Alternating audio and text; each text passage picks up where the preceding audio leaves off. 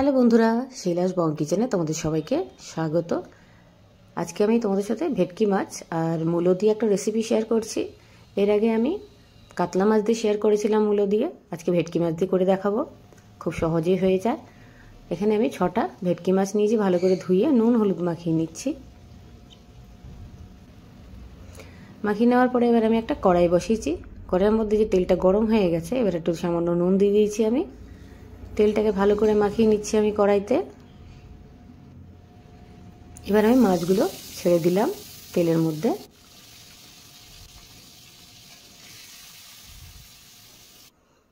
এক পিঠে হয়ে গেছে, আর এক পিঠে উল্টিয়ে দিচ্ছি আমি মাছগুলো।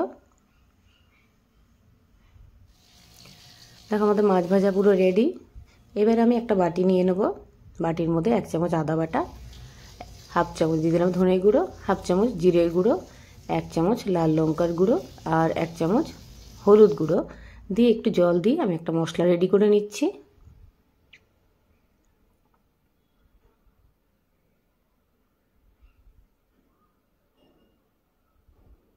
যদি আমার রেসিপিটা ভালো লাগে সাবস্ক্রাইবটা অবশ্যই করে দেবে। এবার এই মাছ ভাজার তেলের মধ্যে আমি দিয়ে দিয়েছি একটু কালো জিরে ফোড়নে। তারপর আমি মশলাটা যে রেডি করে রেখেছিলাম সেটা দিয়ে দিয়েছি। ওই বাটিটার মধ্যে একটু জল দিয়ে বাটিটা ধুয়ে দিয়ে দিলাম।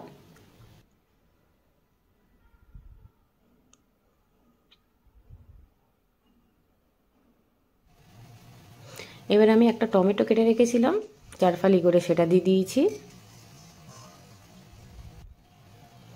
স্বাদ মতো নুন দিয়ে দিয়েছি।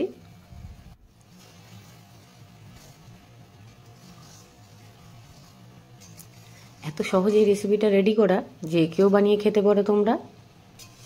এবার আমি কেটে রাখা মূলোগুলো দিয়ে দিলাম। মূলোগুলো আমি গোল গোল করে কেটেছিলাম, তোমরা চাইলে লম্বা করেও কেটে নিতে পারো। এবার 2টো কাঁচা লঙ্কা আমি চিড়ে দিয়ে দিয়েছি, সামান্য চিড়ে দিয়েছি। কাঁচা লঙ্কার ফ্লেভারটা খুব ভালো আসে, তাই জন্য আমি দিয়েছি। এবার আমি পরিমাণ মতন জল দিয়ে দিচ্ছি।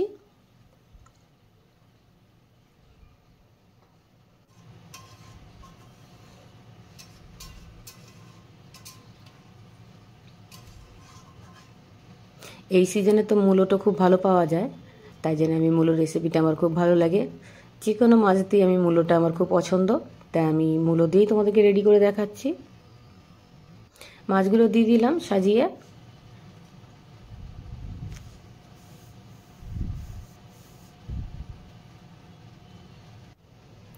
এবার আমি এটাকে 5-10 মিনিট মতন ঢেকে দেবো।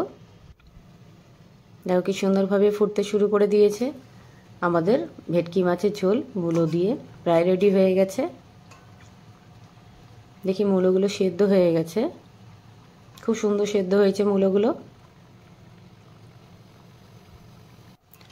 দেখো আমাদের ভেটকি মাছ দিয়ে মূলো দিয়ে রেসিপিটা রেডি হয়ে গেছে। এবার আমি ধনেপাতা কুচি দিয়ে দেবো। যদি আমার এই রেসিপিটা তোমাদের ভালো লেগে থাকে লাইক শেয়ার কমেন্ট অবশ্যই করবে। সাবস্ক্রাইবটা করতে একদম ভুলবেন না।